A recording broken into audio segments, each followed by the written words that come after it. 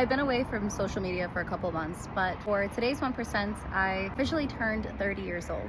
And what I'm learning is that it's okay to start over. It's okay to not know. It's okay to fight for a dream, get there, and realize it wasn't what you wanted, and then start over again. You can do that at any age. Now, what I'm about to share, I don't even know if I believe my own words. I want to believe them. I want to say them out loud so that one day I can look back at this video and say, see, it was true. Now, earlier this year, I climbed Rainbow Mountain in Peru, and that mountain, it humbled me. I could barely breathe. Every step hurt. I wanted to quit, kind of like how I've been feeling lately. I've just wanted to stay in my room and sleep most days.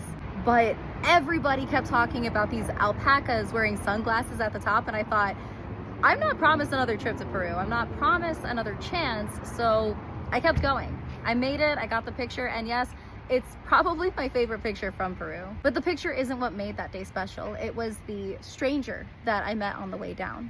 She was a 38-year-old woman from Hong Kong, and somewhere between the mountain and the bottom, I just poured my whole heart to her. I told her that I was turning 30, that I wasn't married, I didn't have the house, the stability, or the life that I, was working so hard to have. The industry changed, it slowed down, and I started believing that maybe I just wasn't enough anymore. I felt like I'd lost my light. She looked at me and simply said, it's okay to not have it figured out. It's okay to start over. Give yourself grace. Then she told me her story. Every 5 or 6 years, she completely changes her life. She worked in computers, marketing, dentistry, modeling, even as a chef. She reminded me that life doesn't have to be one path, it's just meant to be lived. So I thought, maybe she's right. I stepped away from social media. I took a full-time job at a homeless shelter. I started my master's in social work because I wanted to help people in person instead of through a screen. But if I'm being honest, I grieve performing. And a month later, I found myself crying at my best friend Summer's house, asking, who am I? What's my purpose? She also looked at me and said something I'll never forget. Sometimes your purpose doesn't have to be life-changing or complex. You existing could be your purpose. Both of these women gave me permission to not know, and maybe they're right. Maybe purpose isn't always some huge career or accomplishment.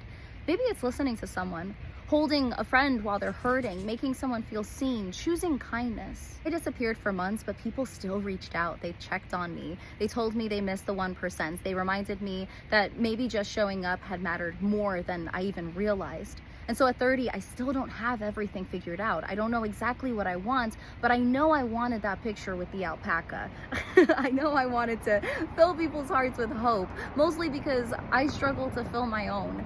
And so today I'm choosing honesty. I'm choosing to bring my light, though right now it feels questionable and dim. And honestly, that's my 1%.